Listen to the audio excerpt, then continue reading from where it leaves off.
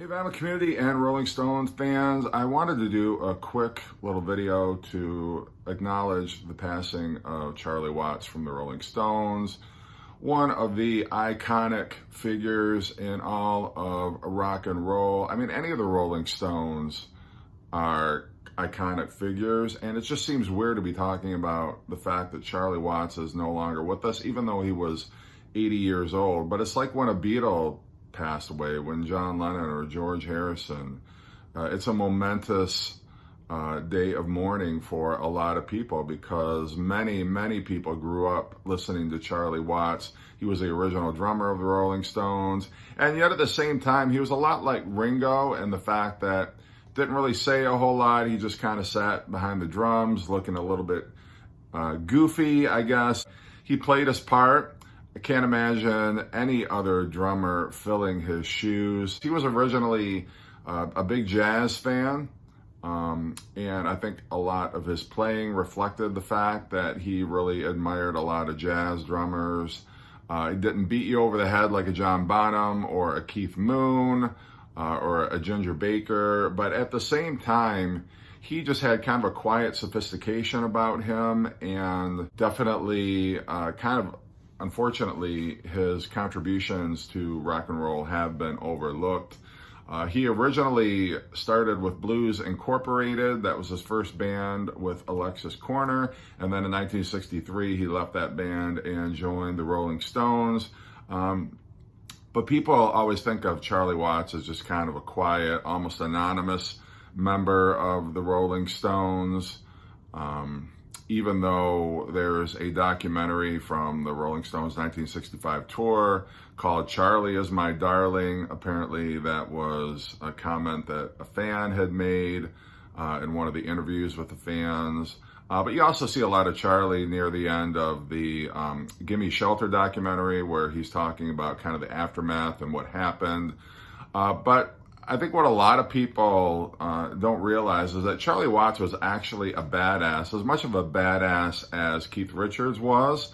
And I was just kind of reading up a little bit on Wikipedia about Charlie Watts after he passed away and learned some things. I did not realize that Charlie Watts was actually kind of a taskmaster on stage. He was the one that kind of kept the band together, and if the band messed up, then you were likely to feel Charlie's wrath.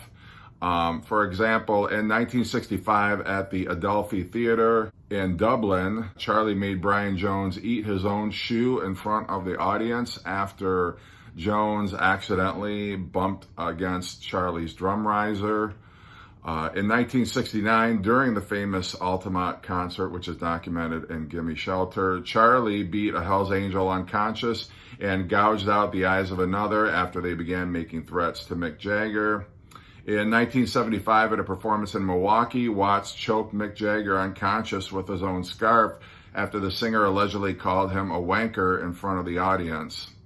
In 1978, during a performance at the Fox Theater in Atlanta, Charlie put Ron Wood's head through an amplifier after the guitarist kept nodding out and flubbing his guitar solos. Woods required 23 stitches and sustained a concussion.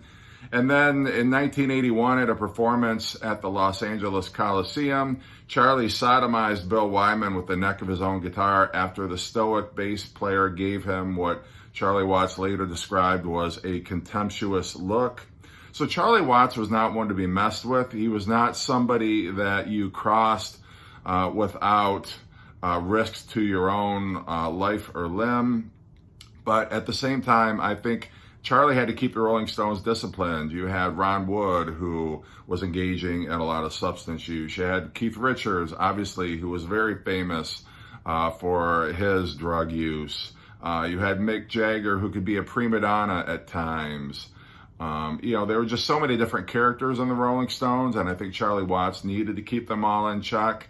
Otherwise, things probably would have deteriorated, or the band could have even broken up. So, I think Charlie Watts was definitely the glue that held the Rolling Stones together. One of the greatest drummers of all time. And we'll miss you, Charlie. Rest in peace.